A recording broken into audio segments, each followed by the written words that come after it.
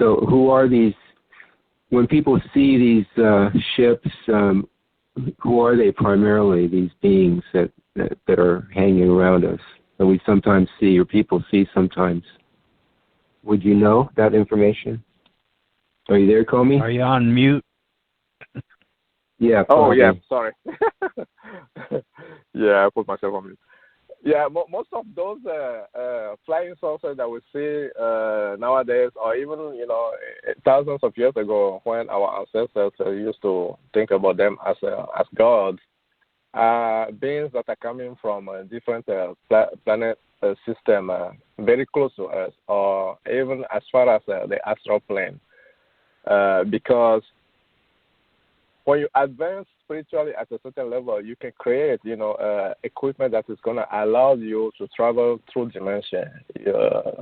Our scientists might call it a wormhole, or now they are talking about the string theory that is going to allow you to bend space and time from so that you can travel from one place directly in 1 second to another place.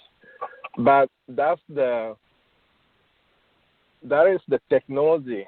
It's arcade in a sense. That's the arcade way of traveling when you talk to the spiritual travelers, because the spiritual travelers that are going from different universes to different universes, they don't use that technology. They use the direct projection or out-of-body experience to be able to travel as far as they can go.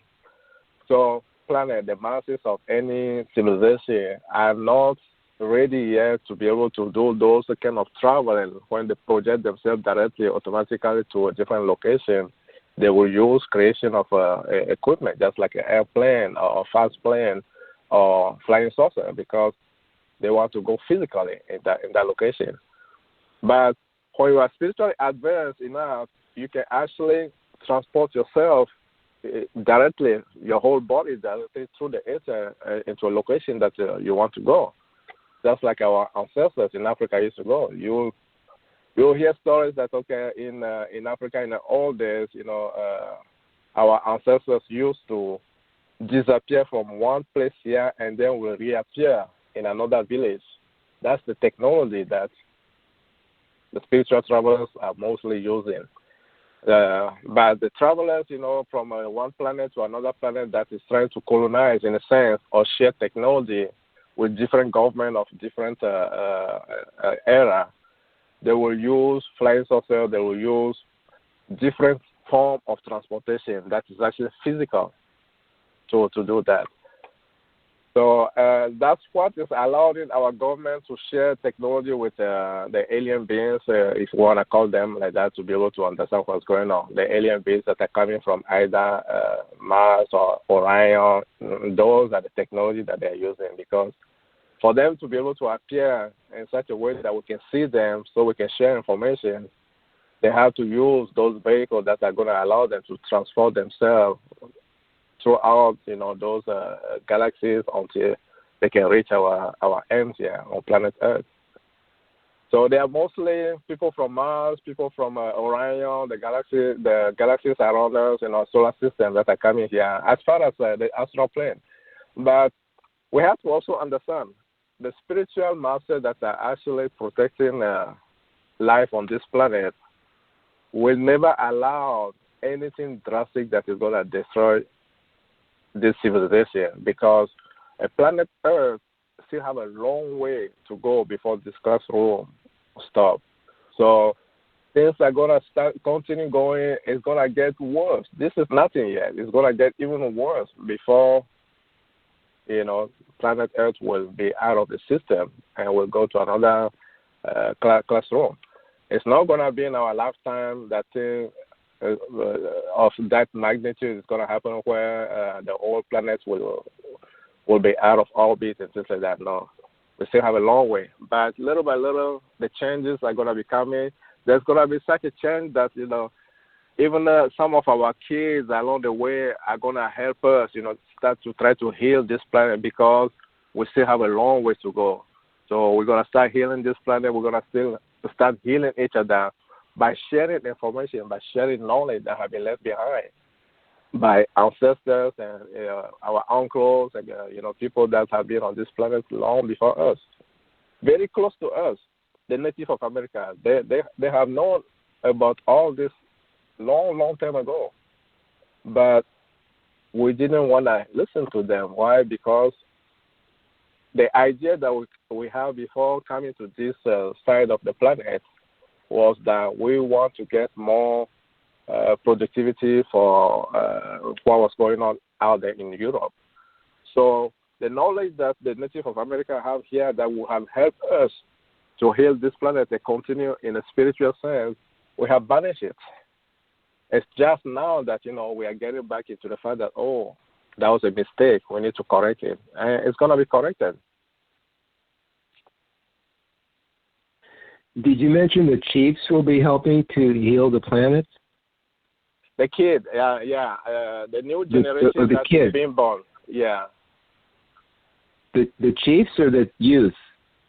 The youth, the youth. That's youth. Oh yes, We're also very much. They're more, they haven't been indoctrinated.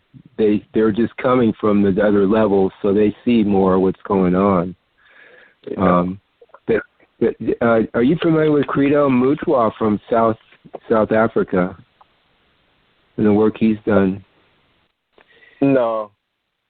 Yeah, he's also he's Zulu, and he writes about the extraterrestrial encounters. And yeah. Okay. Yeah. I don't know too much about him, but he was mentioned in the UFO conference, and I thought you might know him or been acquainted with his work as well, what he's doing. Even the chief of the Zulu have a pretty good how shall I put it, knowledge of our solar system, all those old traditions that they have, spiritual leaders. They kept those a secret that they translate, from father to son. The next person who is going to be the spiritual leader always gets, the full knowledge that have been passed on since the time of the ancestor all the way to our generation. The same thing with Mali. In Mali, for instance, there's a tribe out there that also has a great knowledge that they have been keeping there for thousands of years. Yeah, it's very interesting how the indigenous people, they see more. They just are with their natural environment, and they can leave the body. They can see other dimensions, and they're just been trained, like you say, from generations down. They don't lose this ability and these skills, and it's a benefit usually. Tim, are you still there? Do you have any questions? Yeah. I was wondering how you see the Pope on this earth and the Queen of England and in these other realms, astral and mental, and as the whatever it's called, the lords of those realms. Do you have any knowledge of them, or have you ever met them? Kingship of our planet have been, in a sense, an image of what have been created, what have been brought from all those different planets here. For instance, when the gods, like our ancestors called them, were ready to leave this planet, they trained those people that they call the priest king. Those are the people that they gave the knowledge that they have. Some of the knowledge that they have, they gave it to those priest kings that were the first rulers of the planet as hybrid. And when time goes on, it started to dilute until it became royal families. It was not anymore the fact that, okay, you are coming from this generation, this line of priest king that are continuing all the way down. No. Different wars have made it in such a way that you conquer this country and then you destroy that line of priest king that have been there already, and then you put now the most powerful that have the best weapons. That's what actually caused the fact that, okay, today you will have out here in England, you have kings there. In Spain, you have kings here. And the changes that brought was that the division of different families, different civilization, and loss of knowledge. Now, if you go into the higher world, you go into the astral, or you go into the brighter Mars or Venus, everything out there is based on the knowledge that have been passed on from one spiritual leader to the next. Of course, you always have the government, the governing body, which is always governing on different planets. But the demarcation between the physical the government and the spiritual leader of any civilization or any planet is very, very specific, because the spiritual leader is always focused on the evolution of the planet or evolution of the civilization as a whole, while the government is always trying to rule in a physical sense. What can we do to build, to make infrastructure and things like that? So what is being done on the higher realm, still in a physical sense, up to here in our planet, the astral, the causal, and the mental, because we are still those are still the physical. Now, if you want to have... go ahead. No, I was just wondering, when you talk about like the mental realm, have you had any experience with the whatever you want to call it, the one who rules the... the governor of, I guess. The governor of every... Now, if you think about it, every in the world, let's just take Earth for the sake of understanding. If you take Earth, for instance, here in the United States, you have the president of the United States, you have all the different governors of a different states, and you have the different, the Senate members, all those. It's the same way it has been set up in every single place up to the mental, because the mental or the astral or the physical, they all have their governors. Some people might call them the gods of those worlds. They do have their name. In the physical, for instance, you have Jot Niranja, or the Kal Niranja, or the Kal Force. That being who is holding, who is channeling that power, which is called the Kal Force, has a name. That's Kal Niranja. So you go to the astral, it's the same. You go to the mental, it's the same. Until you get to the fifth plane, which is the soul plane. If you get to the soul plane also, you still have a being that is actually channeling that God force that is coming from the higher realm above. Because for the power of God to come into the physical and split into different factions, the positive and the negative, there's got to be a being who is going to be able to channel that. And those beings, I call them governors. They do have their own name. Each one have their name, distinctive name, just like Philip or Kojo or Paul and things like that. Every single one of them have a name. Yeah.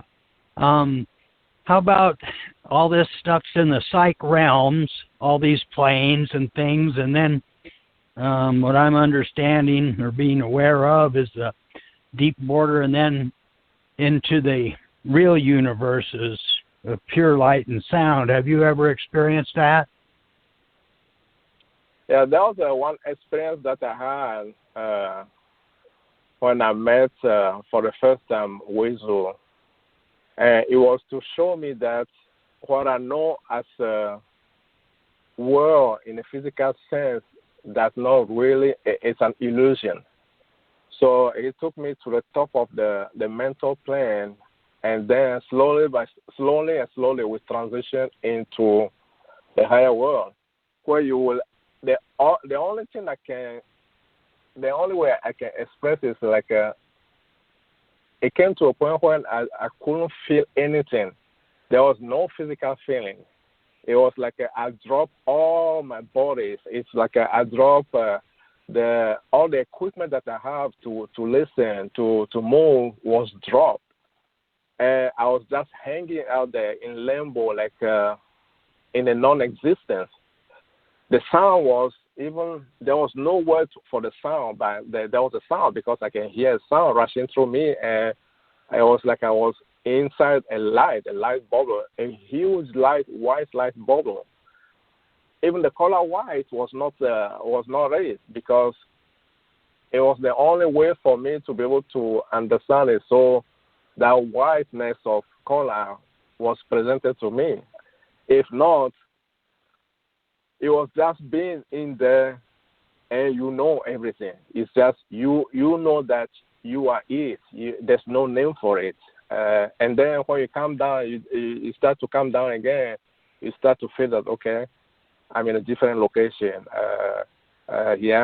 This might feel like I'm on a fifth, or this might feel like I'm in a mental realm because of the density and the colors that you start to see again. And one more thing, what do you see as the sun representing? The light of the sun, for me, it's the representation of each of those beings that are outside the powerhouse of what we'll call the Almighty God. Because if at one point we rise for our body in such a way that we have one of our guides take us to visit one of those governors, we understand for a fact that the light that is always shining upon every system, every planet, is actually the light that is coming from those beings, those governors. Those are the powerhouses. That's where God is coming through and then vibrating into the universe that they are actually governors of. So because in the physical sense, we need a representation of that physicality, we have to have something that is going to vibrate that same light. So the sun is actually an image. Even though it's nice and warm, you get close to it, you might burn. It's still the same representation, because if you are not ready to get close to any higher being, you will burn also. So above, so below, everything that is here, the grandiose that is out there.